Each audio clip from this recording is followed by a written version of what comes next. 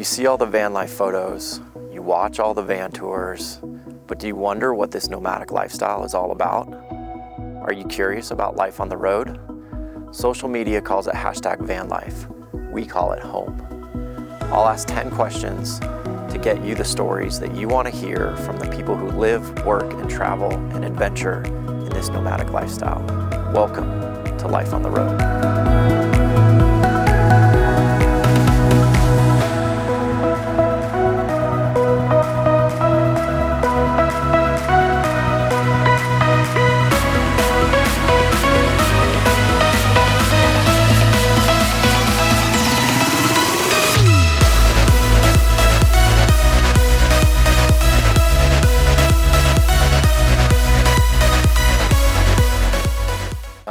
Y'all ready? Coffee, good, food, drinks? I think so. Okay, good. Welcome to another episode of Life on the Road, where I ask you guys 10 questions to get the stories you want to hear about their life on the road. Welcome, Kurt and Jen.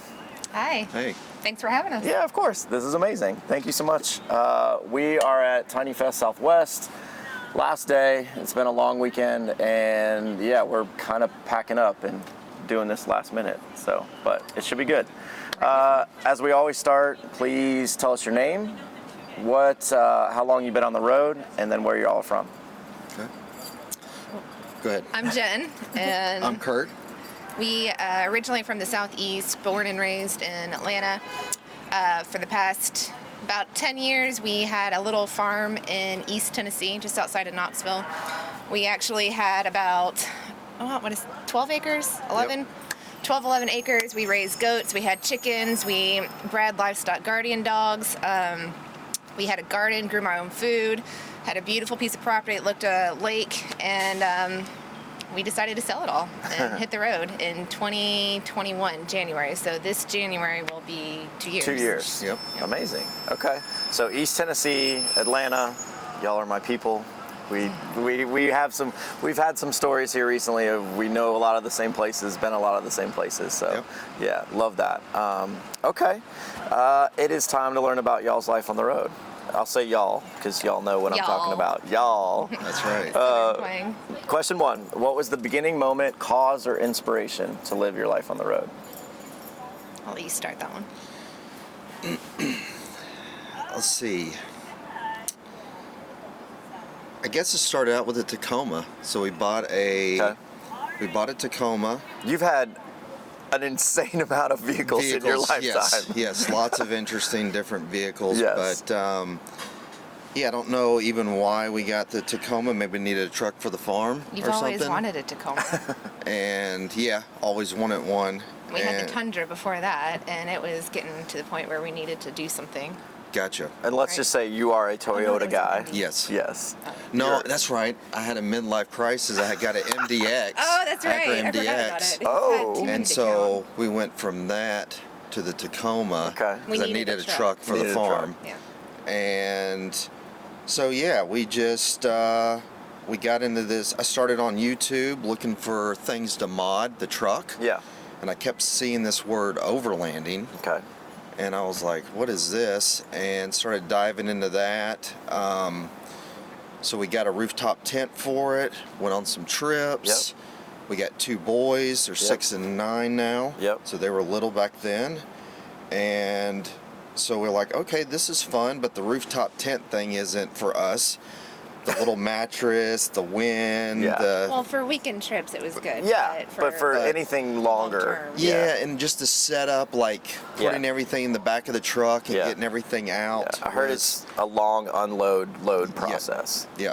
So then we got a trailer. Okay. So we got a little expedition trailer, which was nice because the whole theory behind that is basically clothes and food in it, and you hook it up to the truck and we go. Yeah. Makes sense. We started doing some longer trips, and so through that process started seeing like van life, and these people are like living on the road. Yeah. Okay, so you can do this like YouTube. People are making money on YouTube. Yep. And that kind of lit the spark.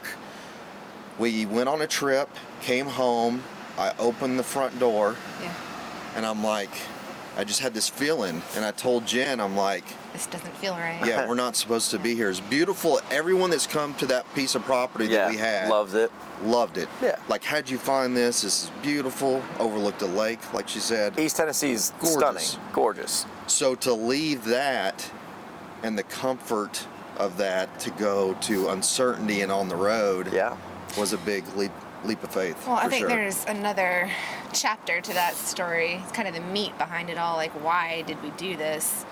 Well, long story short, we just decided that we were going to put more emphasis on our relationships with each other. Sure. The experiences that we made, the memories that we made, rather than the money that we made or things that we owned. You know, we're in that rut. We refer to it as the Matrix quite often. Yeah. We've taken the red pill now and we can't unsee or unthink some of the things that we've been exposed to. But you get stuck in that rut from the 9 to 5, right? Just what society expects of you. And I got to the point where I maybe only had 2 hours with my family at night. I was working all day.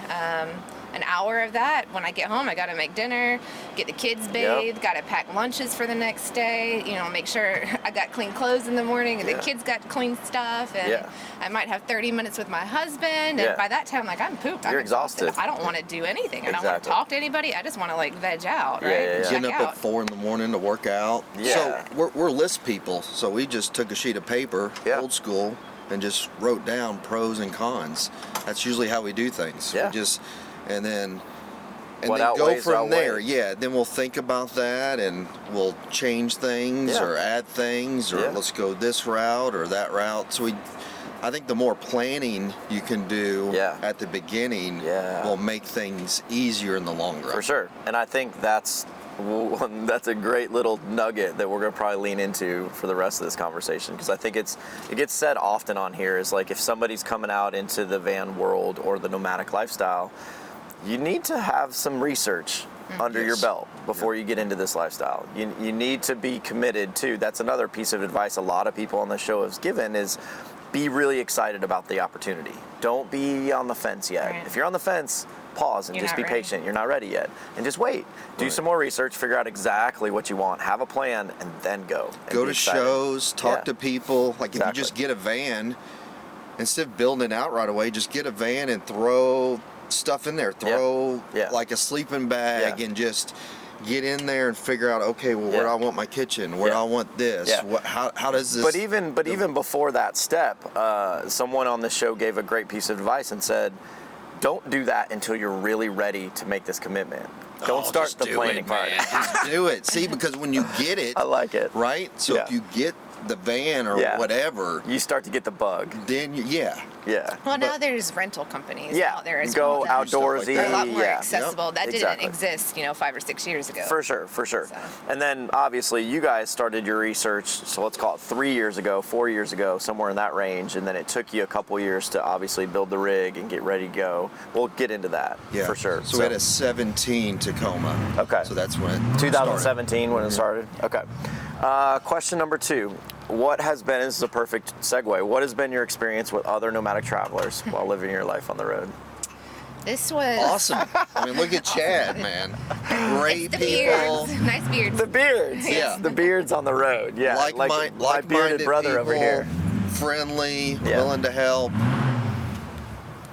Amazing people. Yeah.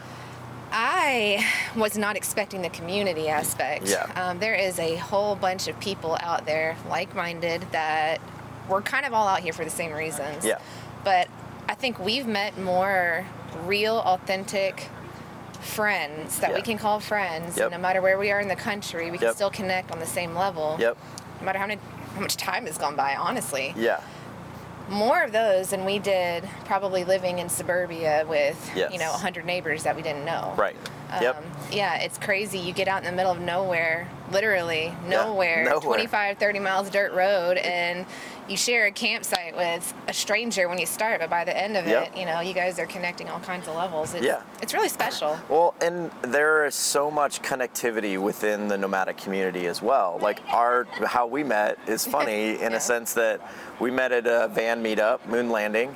Shout out to Josiah and the Journal of Lost Time.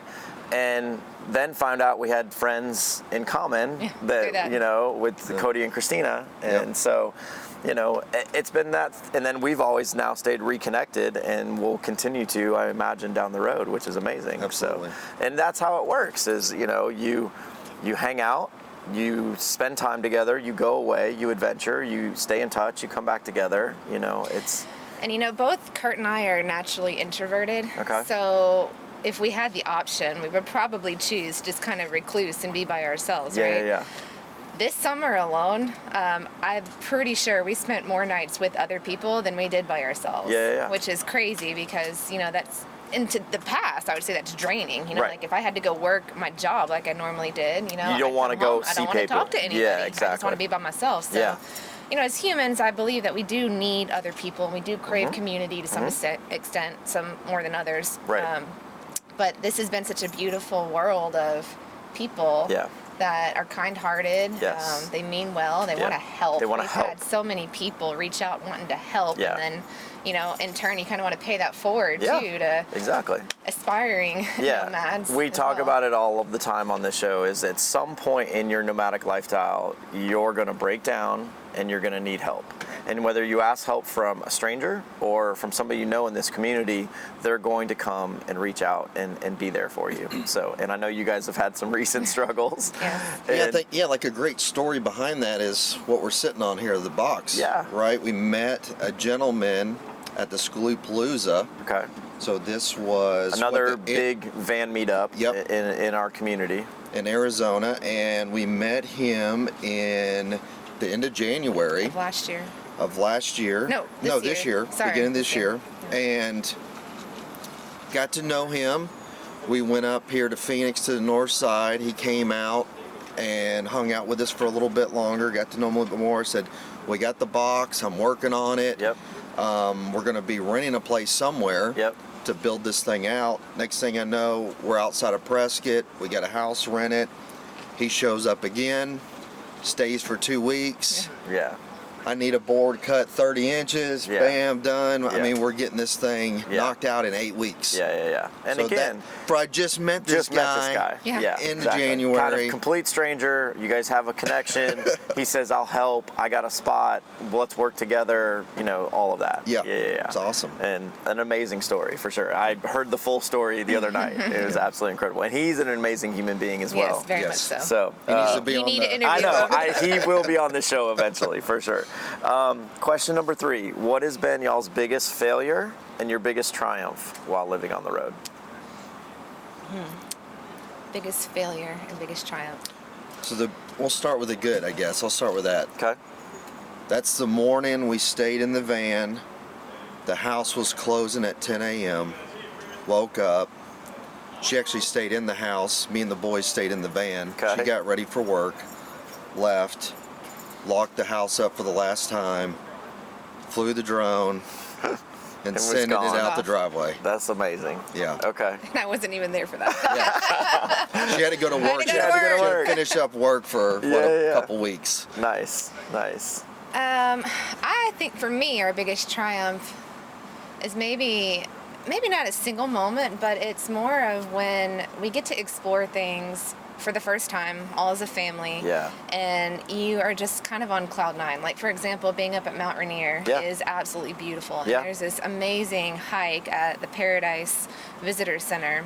And we did it at the peak wildflower time. I mean, I felt like I was in a fairy tale. Yeah. Like, you're on a natural high. And days like that, to me, are perfect. Yeah. Right? So I feel like when we get to have those experiences together as a family and bond over that and see God's amazing creations, like that's our biggest, for me, my biggest biggest triumphs, I guess. Exactly. Being able to do this and show this with our kids. To your kids, very special. exactly. And we'll meet the boys at the end of this for sure. Yeah. So they're amazing.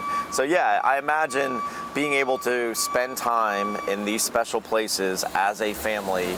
These are memories y'all will have forever, and the kids will have forever. And it's pretty special. We'll never get this time back with them. No. They'll never be 5 again, Correct. 6 again. Correct. Yeah. And we get to raise them and be with them. Exactly. And what's that worth to you? Yeah, for sure. I mean, what things or Yeah. whatever sacrifice to Yeah. spend it with your family Yeah. and be close. Yeah. So I guess that'll transition into the other end is now we're on the road. We have tons of time. Yeah. So now you have to work through those issues Yeah. that you didn't have time to work on. Yeah. For sure. So Which was another big factor and motivator for us to go do this lifestyle, because when we're stuck in the matrix, we don't have time to think about the things that matter Right. in life, which Right. is our relationships. Your relationships. Yeah. So the biggest. Okay. hey, buddy. It's a big light. It's amazing. Sorry. It's all good. It's been so funny, like filming in this environment. Like, This corner? yeah, exactly. So yeah, some of the biggest struggles have been those times on the road where we have to work together and Yeah. we don't agree with each other. Yeah. And we're both a little bullheaded, so No. you know. So maybe him more than me. No, just kidding.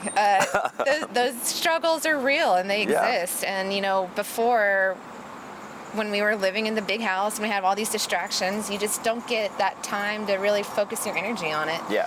So this journey, in a sense, has been a blessing for our marriage Yeah. as well, because I we've been imagine. able now to devote time to things that really Each matter. other. Yeah. Well, and it gets said a lot on the show, this question specifically, it ends up being that your failure and your triumph ultimately come back together. Yes. Like that failure ultimately becomes something that you've really learned from, and it's not really a failure at all. It actually kind of spurs on those triumphant moments on your life on the road. Totally. That's Absolutely. not the first time that we felt that way. We've Yeah. had other people share that Yeah. same sentiment as well. Yeah, you're right about that. Yeah, For sure. I mean it's kind of both, and you can't live this lifestyle without going through a lot of struggles. Like this hard. Living No, on the it's not road is easy. hard. It is Yep. not easy, Yep. and we'll talk a little bit about that as well. But having that kind of outlook and attitude of like, gosh, this was a really, really difficult day, but we've learned something. We're still here. We're moving forward, and this is still good. That's amazing. And then y'all's plans for the summer and next year, insane what you guys are going to get to do with your family and make those memories. Like, I'm excited to see that journey. Yeah, I mean, we've got Me too. some. I know. I'm ready. Already. We've got some kinks. Speaking of, lows, we're going through a struggle right now. Frustration is some of the components Yeah. within our build have Yeah. broken and Yeah. failed us one time after another. So we've been getting like these gut punches, and they Yeah. just keep coming, and it's getting very tiresome. Sure. It's But it's- frustrating. Yeah, but it teaches patience, right? Yeah. And I need that. Yeah. So, like my buddy said, if I didn't need to learn patience, these things wouldn't be thrown at me in this way. Yeah, for sure. And so And yeah. it forces you to stop and Stop slow and- for a second, yeah. and like, just wait for these tires. But being in They'll be business here. where time's money, it's Yeah. just a totally different mindset. Yeah. Yeah. Yeah. It's a go where I hate that aspect of it. Yeah. Where why can't I just take my time? Yeah, and exactly. Do things right. Right. Yeah. and nice and neat. Yep. And who cares how long it takes? Exactly. For sure. But yeah, just a totally different mindset. Exactly. Well, question 4 is an obvious question for y'all, but we're starting to touch on it a little bit. Okay. Did y'all start as a couple, which is obvious, and then what is it like living on the road as a married couple? Yes, we started as a couple. We are still a couple. We've been together since 2006. Okay. Got married in 2011. Okay. So we hit the road full time in 2021, the beginning of it. Okay. So we've been through a lot together. Yeah. We've been through our immature party day stage. Yep. We've been through the newlywed stage. Yep. And we've been through the midlife crisis stage. Well, I haven't quite got there yet. I got a few more years. But now here we are. We sold everything, right? Right. Big, giant leap of faith. And we are, like we mentioned earlier, able now to really work on some of these marriage issues Yeah. that maybe should have been addressed 10 years ago. Yeah. It's amazing to see that now. Like, I'm just grateful for the time and the fact that we have taken this leap because we needed it. Yeah. I think it's amazing that your nomadic lifestyle is improving your relationship over time. Oh, mental health, everything. Yeah. I mean, we even went as far as like getting counseling, tools to just better ourselves. Yeah, I mean, why not? We have the time to do this now. Yeah. Let's try to be better people. Yeah. Let's try to work as a team and not point fingers at one another. I mean, a great book that we were given to read was Fighting Fair. Okay. It's Tim and Joy Downs. Okay. So amazing. Check that book out. Yeah. It really is eye opener, just in all relationship aspects. Yeah. And the tools to deal with conflict and it's like you got to have the right mindset and approach to things. Sure. And then it's muscle memory. Yeah. Once you kind of get that down, that kind of routine, makes things to me a lot easier. Sure, it makes perfect sense. And the majority of guests on this show are single nomadic travelers. So having y'all on, who've been married a long time, have had this great relationship or a hard relationship at some point. Tough. Yeah, it's not always easy. Of course, but having an understanding of what it means to live on the road, as a couple, I think is really interesting. And then not only that, as parents, with kids, full time on the road is a whole nother level. So we're with each other all the time, right? And most of these home on wheels are small, so you gotta learn strategies to know when to keep pushing, when to back off. I don't think until recently I really understood what it means to show love to my husband, that we can speak the same languages just in different ways and show that I respect and can love him this way. Right. And vice versa, same for him. Yeah. But I'm sure it's also now when we need space.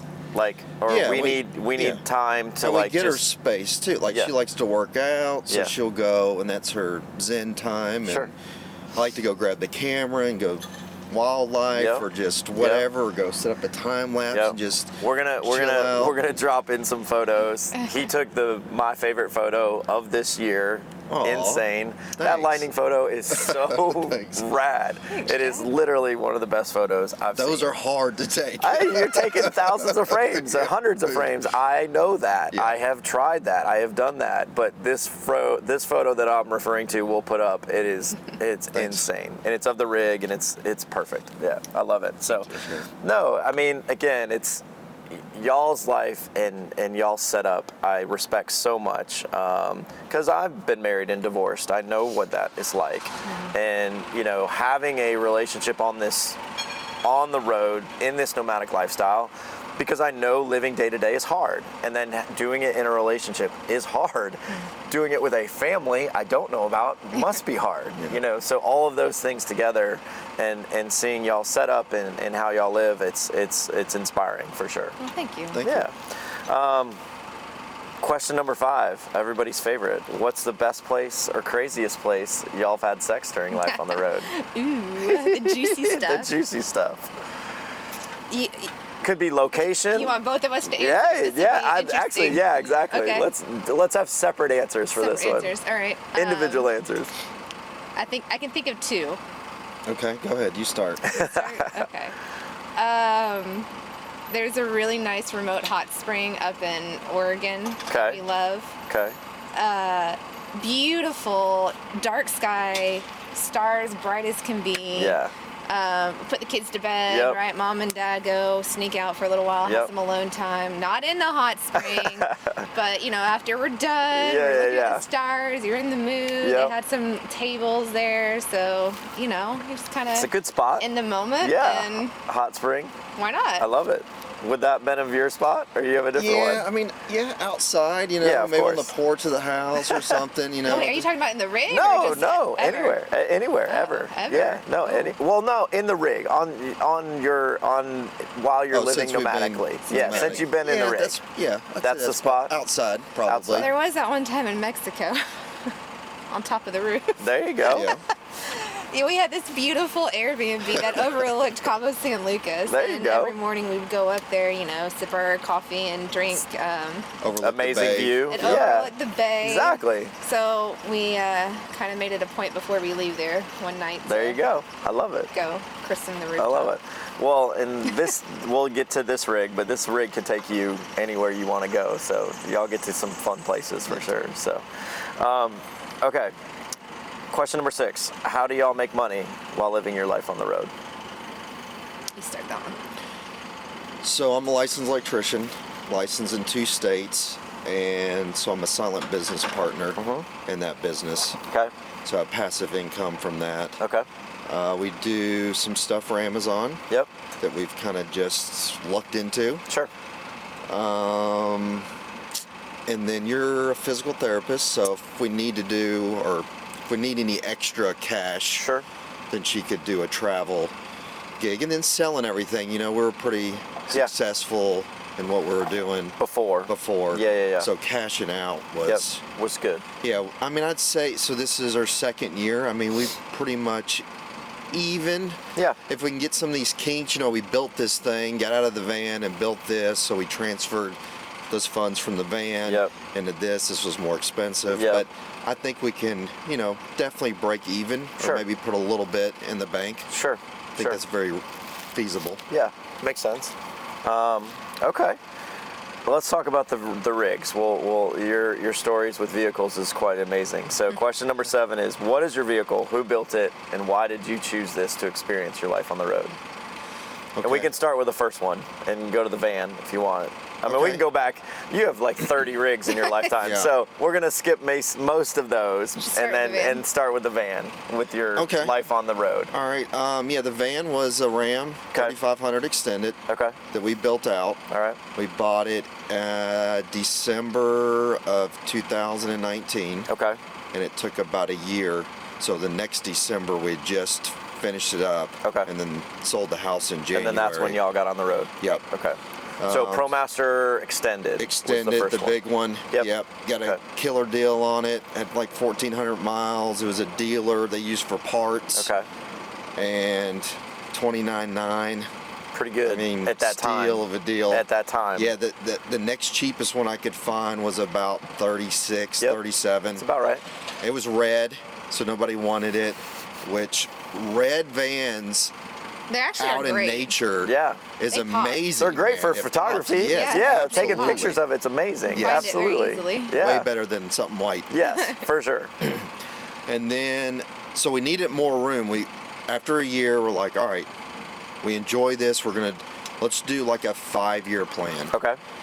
And so that first year in the van built that future time frame for y'all. Yes. Like the planning had started when y'all were in the red van. And we saw a lot. So we got to like going to the Sun Road in the van. We couldn't do it in this. This is too big. So being small is good. There's always compromises. Right.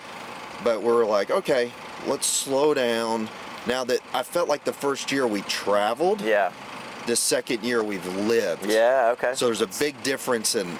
I'm in the travel mode right now. Yeah, you're putting I'm big driving miles big miles on and, Althea. And running. Yeah. So then we decided we wanted a cab over. I wanted to go back to my Toyota roots. Yep. So I wanted to get a Hino. But it was very hard to find one. They quit making them because COVID and everything. And I'm gonna let this guy run by. 18-wheeler coming by. Somebody getting towed? I don't know. Pulling a tiny home out, maybe on that? I don't know. Yeah. So, so we wanted a Hino. Yep. Because there's 4 of us. We need a crew cab. Okay. Wanted a 16-foot box. Yep. We're going to convert it to four-wheel drive. Yep. But couldn't find them. They had to recertify their diesel motor, which failed. Yep. So they ended up partnering with Isuzu. I think they're going to rebadge them. Just all kinds of mess. So I got on YouTube. I think it's the Nortons, right? Yes. Travel Nortons or something. I think so. Morton's on the move. Norton's in the move. That's it. Yep. So I was like, well, look at this big Ram on there. You know, he's got this nice thumbnail, and I clicked on it, and within the first few minutes, he told me this was a 19.5 truck. So the weight Yeah. capacity, total weight, 19,500 pounds. I'm like, dude, that'll work. Yeah. And I started diving into that. Yeah. Started looking. We're actually in those hot springs in eastern Oregon. And so I found 2 trucks in Boise. Okay. There was 2 trucks in Michigan. There was 3 trucks in North Carolina in the Raleigh area. Yep. They were full-wheel drive. Yep. That had the packages that we want. So Yep. 48 gears. Yep. Dual tanks, so 74 gallons of diesel. Yep. Dual alternators. Yep. So by the time we got up to Boise, it was like a week later, he just had 1 truck. And that's when the chip thing crisis was really going on. Yeah. The big trucks didn't get affected until later on. Yeah. And then But you knew it was coming. End of the year, so this was like September. Those things were going to be gone quick. So people were buying them up for tax write-offs. Yeah. So he's like, yeah, man, it is what it is. Do you want it or not? Take it or leave it. Yeah. So right then and there, we had to make a decision. So it's a big deal for sure. So we did it, and then it took us 8 weeks to build the thing out. Like I was saying, that gentleman that we met really helped out, and here we are. But I mean, this rig is truly special. It is one of a kind. You know, I mean, it's so you missed the whole box part of it. Yeah, so well, let's talk about the living quarters and how the box is sitting on the created. chassis is a 14-foot long Morgan box. It's a landscaping box. It's called their ProScape model. Yep. So as you can see, we're on the back deck here. Yep. There it's wasn't just amazing. It's incredible. Never have to mow my grass. Exactly. But there was an extension that went off of that. It goes all the way down to the ground, right? So you drive your mower up and you park it on the inside. Yep. We got the idea to do a box truck because our very first stop when we were in the van, when we left home in Tennessee, we made a beeline down to South Padre Island in Texas to watch the Starships blow up. Right? That's when they were starting to beta test them and try to land them. Yep. Well, there was like a week long of, are they going to launch today? Are they not? They kept scrubbing it. Right. There were 2 box trucks. Every time we pulled up to the park, we'd park like right next to them, and we made friends with them, and that's where the idea was born. So like early on in the whole van life thing. Obviously, were they finished out like box trucks, or so they pulled built up out. And this guy is just like this, and the rocket, 6 miles across the bay down there. We're watching it, and he's just sitting up just there hanging out on his deck. And I'm like, and he had turf and everything. Genius. That's where we got the idea. It's not original. We can't take credit for it. No, but still, it's an amazing setup. So I got my wheels spinning. Yeah. So we had the box ordered from Morgan Company. They're actually down here in Ehrenberg, which ties into the whole Schoolie Palooza thing because it was done right at the end of Schoolie, which was the whole reason that we were there to begin with. Right. So yeah, we got the box on, had to sell the van in order to make this happen, sold the van, rented the house, and then built this out in the 2 months that we had at the rental. So had y'all been thinking about, obviously you got the dimensions, and this goes back to my question, when I designed Althea, I got the Sprinter dimensions and I started drawing, creating. You guys have, I'm one person. That's an easy design for me. Y'all have 4.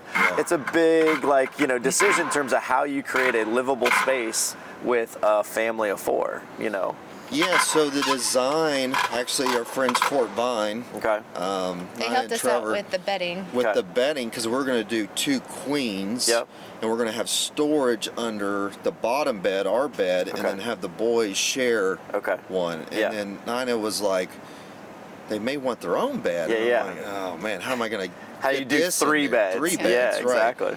But we made it because we're 8 foot tall. We made that design work. That was kind of the hardest thing. When I first got it, I taped it out, and I was just devastated. Because it didn't work. Or you felt like it didn't work. No, it just didn't work. It didn't work. The design just didn't. What I had penciled out. Your first design just didn't work. My first design just didn't work. We had like 5 floor plans that we sketched out. But we got it down to one that I wanted to tape on the floor. And figure out. And I'm like, no, I just don't like this. And we'll link all kinds of tours that y'all have of the rig so people can see the inside, and it's truly special and something y'all should go watch for sure. So I mean, again, I love that this rig is y'all's, but I love the fact of now knowing your journey this summer, where y'all are going to take this thing and where it's going to take y'all. I think it's awesome. So. And then the other half of it was straight out of the van. So the bench, same thing. The kitchen basically is the same. We have a little bit more room. So things got a little bit bigger. We could bigger fridge in Right, there. right. So y'all learned a lot from that first design, from the van. Well, we had drawers designed for our Instapot to fit in, right? It has to be this big. Right. So, so you knew those things going into this. We needed to put those things, and we need to make sure we had drawers at least this big to put these things in. I mean, it's a good, again, we go back to that advice of like testing things out before you get on the road. If you get an opportunity to go rent a van, go find a vehicle, test different vehicles that you may or may not like, and spend some time in them and see. And then obviously y'all had a year in the ProMaster to help you. And that's how well that worked out, right? Yeah, it worked out so well that we kept it. We just basically copied it into here. And said, these are things that we love, we use every day, this is how we function, we're going to put those things in here. Just the bedding was different. That was the huge thing, is trying to figure out. For three separate beds. We wanted the kids to be comfortable. Sure. And have a nice. And it's a rad setup. So we'll link the tours down here. Question number 8, what is your best bathroom, number 1 or number 2 story from life on the road? Oh, let's see. I mean, with 2 little boys, there's got to be some good ones. Well, honestly, I've got one for myself. It's kind of morbid, though, honestly. Morbid's good. We're good with that. Yeah, this stuff never happens in real life, but it was real life. Okay, so we were actually here in Phoenix, just north of here on some public land. I was going out to dig my morning hole. Have my toilet paper in one hand and the shovel on the other. And I get about halfway to my honey hole, and here comes this disheveled-looking guy running at me. We'd been in and out of this spot a lot. So you knew the area where you were at. Yeah, we knew where we were at for sure. And we had seen this kind of pop-up canvas camper a little in the distance, but it was really uncommon to see anybody around there. And we would see headlights kind of pull into that camp late at night, but then they leave before the sun comes up. It's kind of an odd situation. So I see this old gentleman kind of running at me, disheveled, very distraught, could barely talk. He was out of breath, and I thought he was having a heart attack. Because he was yelling for help. And he said, my brother died. I said, well, okay, what do I need to help you with? Are you okay? Because I thought he was having a heart attack. And he come to find out his brother was dead inside the camper. Oh my God. With him. He had died overnight. Like a rigor mortis had set in. He said he was as stiff as a board. He needed help calling 911 and getting them back there. Oh my gosh. It was a big to-do. So, we had to call the cops for him and direct them how to get them in. Get them to your location. I mean, I'm sure with this thing, you're out in the middle of nowhere. Holy cow. So that was pretty interesting. That's a crazy story. I don't think I got to do the do until, like 2 hours later. Totally forgot to go to the bathroom because I had to go help with a dead gentleman. Jesus. Like I said, I was a little morbid, but that is a crazy story. That might win best of all time in this question for sure so far in all of my interviews, which I absolutely love. Holy cow. There you go. That's an amazing story. I can be of service. Oh my goodness. That's probably the best one for sure. I mean, the boy, like the youngest ones, wet the bed a few times. Of course. Had some accidents, but I mean, not a big deal. It's been pretty, knock on wood, uneventful. Any just insane locations? You're like, God dang, this is amazing. North Rim of the Grand Canyon. Taking pictures of me sitting on the demo. This was back when we had the little cassette toilet. That's With what the I was going to trailer in the ask you truck. too. Like, what's the toilet situation in the van or in the rig? Well, we have an airhead composting toilet. Airhead composting toilet. We had The one. best composting toilet on the market. in my we opinion. had one in the van.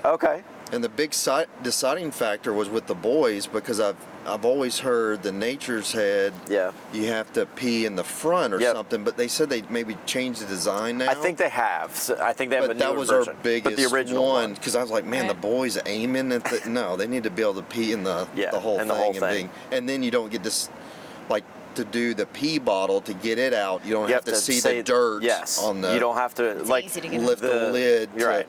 The difference between the two is the Nature head, you actually have to open the solids unit to pull the liquids out. Yep. And with the Airhead, you don't have to do that. Right. So, but you guys had a cassette toilet at one point. That was when we had the Tacoma. Okay. Yeah. And our little expedition trailer. But yeah, one of the first places that we fell in It love wasn't a with. cassette. It was just one of those.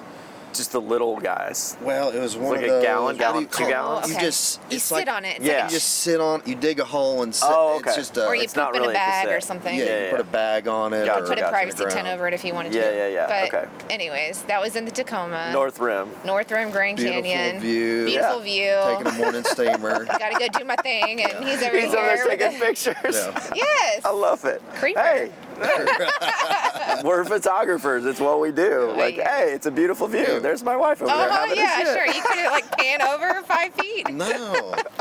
Two love it. beautiful views. Ah, I mean, there you go. I love it. Lordy. Question number 9. Describe the happiest and hardest moments of living your life on the road. Okay. I feel like that we kind of touched on that earlier. Mhm. Maybe we diverted a little bit from the original question, but so the hardest again is just when we aren't seeing eye to eye. Okay. And we disagree on things. Sure. And I think it should be one way, he thinks it should be another, or we're trying to accomplish like a simple task, right? And it Yeah. turns into this big to-do about Yeah. nothing. Yeah. And the kids are with us all Yeah. the time, and you hate for them to have to see that side, but Yeah. honestly, And you're in a small space. we have been very open with the kids and very straightforward and said, we're not perfect. Yeah. We don't want to hide things from you necessarily. You guys are getting to the age where, you recognize we make mistakes. Yes. And that's okay, and we can Yes. forgive each other, and we can still love each other. Yes. And treat each other with respect. Yes. So, those little eyes are always watching and the ears are always listening Yes. too. So when you see them do something, it's reflective of you, which is also eye-opening. Yes. And again, we're afforded this time to be able to pay attention to these things and tweak stuff as needed. But, Yeah. the toughest times are those where we just... All these rigs are firing up, leaving Tiny Yeah. Fest. So, Well, we love each other, but there's some times where I want to be by myself. yeah. I love that your answer was about y'all's relationship and not like the rig or not like, and I know those are issues too, and those are hard moments when something breaks down and goes down. And that's the majority of the answers is like, usually people will say, oh, my hardest time was when the rig broke down or I was, stranded somewhere. But I like y'all's answer is that it's Which y'all. is a thing, yeah, it's a thing, but It's always a thing. it can be frustrating. Yeah. And that goes back to the red pill, right? Okay, it's just a thing. This is what's important, Yeah. the family aspect. Like when we're around the holding hands. Yep. For the dinner The the Tiny- other night. yep. At the Tiny Fest, Yep. family. But when I said family, it's Chad. Yeah. It's all of us, Yeah. together as a family. Yes. That's how it feels This out here. lifestyle, this Yeah. nomadic family that we have, Exactly. is definitely a family for sure. Yep. But I love that that's where your answer immediately went to was us versus anything that we have to go through, whether it's a physical breakdown or an issue on the road. It's our relationship is Right. sometimes. It might be those petty little things that lend way to Yeah. us, not Of course. agreeing on something. Yeah, but they help in that moment or spur that on, I Right. imagine. But that So- makes perfect sense. That makes perfect sense. what was the And other? the happiest. The happiest? Living this lifestyle, man. Yeah. I mean, I never want to take this for granted. Yeah, We had this is a amazing. run of events last year that kind of kept us in one area for way too long. Yeah. And I just felt like I was getting cabin fever. Yeah. And the minute that we got back on the road, I felt like a free bird out of jail. Yeah. I never want to take this for granted Right. because there's so much more to see and do and experience. Yeah. And that's when we feel the highest is when we're out seeing things, Yeah. experiencing stuff, meeting awesome people. Yeah. Getting out of our comfort zone. Yeah. Like we're introverts, so Yeah. like doing this sort of thing is Yeah. is really draining. Yeah. Especially It's- to me. it's a lot. It's a lot of talk. Just interaction. Yep. So we'll go and chill out for a little bit. Yeah. And have some peace and quiet. But Yep. that's what I was talking about. Like our plans. Like I gotta put I had this drive or this just feeling that I got to go. Yeah. I got to go. Yeah, I got to get out of the U.S. Yeah. We got to go. We got to explore. Got to go see some things. Yeah. We got to push. Just keep pushing the limits. Yeah.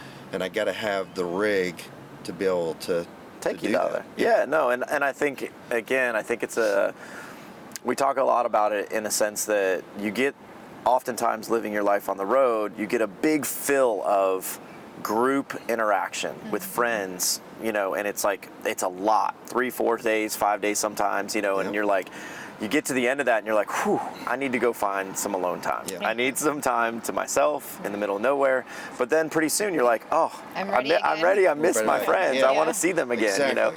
And that's the ebb and flow of life on the road. And it happens like that a lot, where you go and you enjoy that alone time, but then you're like, oh, I miss these people. I want to go see these people again, or I want to see these friends again. So I can completely relate to that being the happiest, for sure. Yeah. And then, living this lifestyle in general is just, it's awesome. Pretty awesome. Yeah, cannot complain. Wouldn't have it any other way. We'll never go back if to a big house. If you'd told me 10 years ago, though, I'd have sold everything and moved it. I grew up in like middle-class white suburbia, right, North Atlanta. I had 5 grocery stores and 2 Targets, 2 malls, like everything within a 5-mile radius. Yeah. It was so normal for me to just go to Target, just kill some time and, see what kind of cute clothes they had, right? Exactly. And so when we moved to Tennessee, the nearest Target was an hour away. Right. Right? And then like the nearest grocery store. It's like, now what do I do? It's like 30 minutes away. Right. And so, I kind of got a little desensitized in Tennessee. And then we're like, well, let's move in a van. And I have 50 pairs of shoes that I got to narrow down. I mean, it's just these like little graded exposure. We learned last night that I might have more shoes than you right now. Do. Yes, exactly. I think you do. Which is crazy. See that, Kurt? I'm not insane. I need more shoes. You also live in a family of 4 in a small space. I'm by myself. But no, I can relate, because when I first was told about van life or discovered it, my instant reaction was, oh, hell no. And now look at me. I'm like, I wouldn't have it any other. There's no way I'm going to go back for a while. Maybe down the road, love to own some land at some point, and I think y'all have similar aspirations. And but it, this lifestyle is so rewarding, and so the connections and the friends you make, and I think you referenced this earlier, are so much deeper and so much more. They seem more meaningful. They seem more genuine. Yep. And so, I mean, these friendships are lifelong, forever. Last question. In your own words, define #van life and give one piece of advice for someone wanting to live a life on the road. #van life to me is just another hashtag to get your stuff seen on social media. Okay. It's just there. Yeah. It's there. Of course. Been glorified. It's been played out, Yeah. To me, it's just another tool to get maybe your stuff seen on Instagram. Yeah. No, and honestly, again, I always ask it, and I always preface it with the question super tongue-in-cheek. We all know, living this lifestyle, that Instagram's real. What you see on Instagram is real. We go to those places. We go to those beautiful places, those images that you see, but it's not what our life is like. Right. It really shows all the good times. Yeah, of course. It doesn't show the struggles. The real life and stuff. The real life bad. The breaking down, the issues with the relationships. Right. The travel.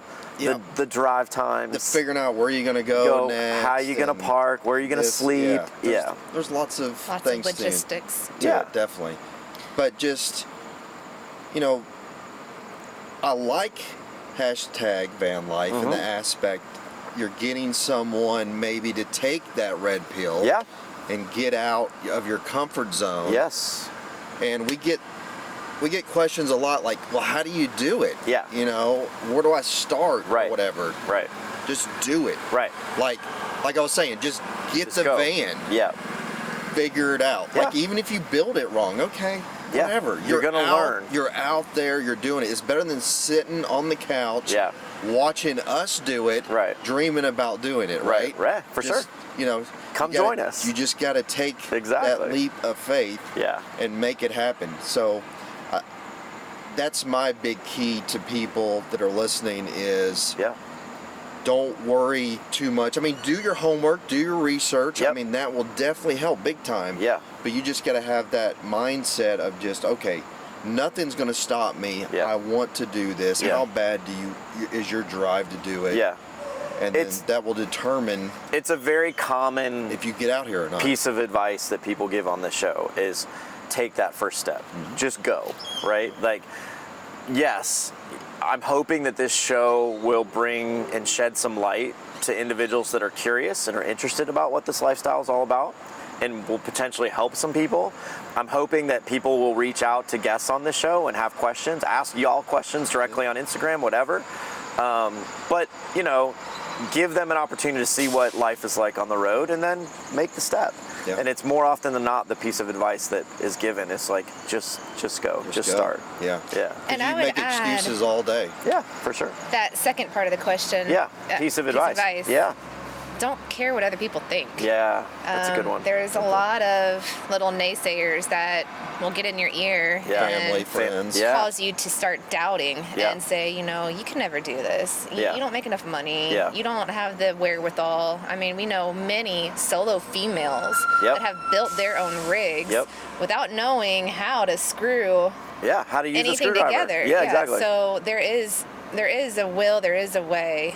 Don't doubt yourself. Yeah. Believe in yourself. Your mind is so powerful. Yeah, and yeah, yeah. if you can tap into that energy, Yeah. you can make whatever you want come true. Yeah, no, I think that's an amazing piece of advice because I think, you know, and I see it a lot in younger nomadic travelers that are wanting to get into it. There's such doubt, you know, maybe in their early 20s or so, and, you know, such question marks kind of where they want to go, what they want to do. And my advice is in your 20s, do that. Oh, yeah. Like, go and screw up, Yeah. mess up, like make mistakes. This is the opportunity to do that at that time in your life because you can always fix those and you can always learn from that and get better in your 30s and 40s. I'm kind of doing it backwards a little bit, but you know, yeah, in your 20s, go and just take that step and don't be afraid to make mistakes. And Amen. yeah, exactly. Love it. I mean, I think it's pretty good. You want to go get the boys? Sure. While we're wetting this giant, enormous. Oh, this thing. This thing is. So, I don't think the cameras are getting this, but it is literally the biggest nomadic vehicle I don't know I've ever seen. It's a full 18-wheeler. By far. By far. It's amazing. We might throw a photograph up of it just so y'all can see it, but good Lord, it's huge. I mean, it's pretty amazing. I love it. I do too. It's so cool. And people do things so different out Yes. here. That's the thing. Like, it's even hard to copy somebody Yeah. because you're not the same. You just don't do the things the same. Yeah. You know, you may like What's to go up, out boys? to How you eat. You doing? may love to cook in. Are you gonna teach me how to ride a one wheel after this? Hopefully. Hopefully, if we have enough time. Yeah. We still Yeah. haven't done the one wheel yet. I haven't. Oh, I no. know. If Y'all we look don't, beat. if we don't today, we'll do it again soon. Did you guys At have some fun? point. Did y'all have fun this weekend? Yeah. Yeah. Seeing all the cool rigs. They've been Yeah. playing hard. They've been running and running and running. Are y'all tired? Yeah. Yeah. Yeah. But y'all are on the one wheel and on your bikes like all weekend, right? Basically. So, I gotcha. Well, y'all want to introduce who you are? Tell us who you are. I'm Lucas and this is Logan. Logan, you want to say hi? Hi. Hi. All right, y'all. Well, thank you so much for watching another episode, and yeah, we'll see you next time. So, thank you. Always. Gear. Always. Talking smack. and Always gear. talking gear. Having fun. Exactly. Do it at the end. Like bring them out and like have them like introduce themselves or whatever they want to do. Just need to make Yeah. sure to put some pants on. What's that? They're running around in their underwear. I love Can hold that. Okay. my little fuzzy mic cheesy setup. It's a little dead cat. It's a rabbit tail. So Exactly. Jared yesterday refused. He was like, I don't want to know them. And I'm like, everybody's getting them. He's like, I don't want to know them. And then I asked him, he was like, shit, I should have gotten this one before. No editing. No editing? No. Okay. That's the whole beauty of it. It's raw. For me, It's raw. is like when I start to when we finish and You sign want Rogan off. style. It's literally like not touched.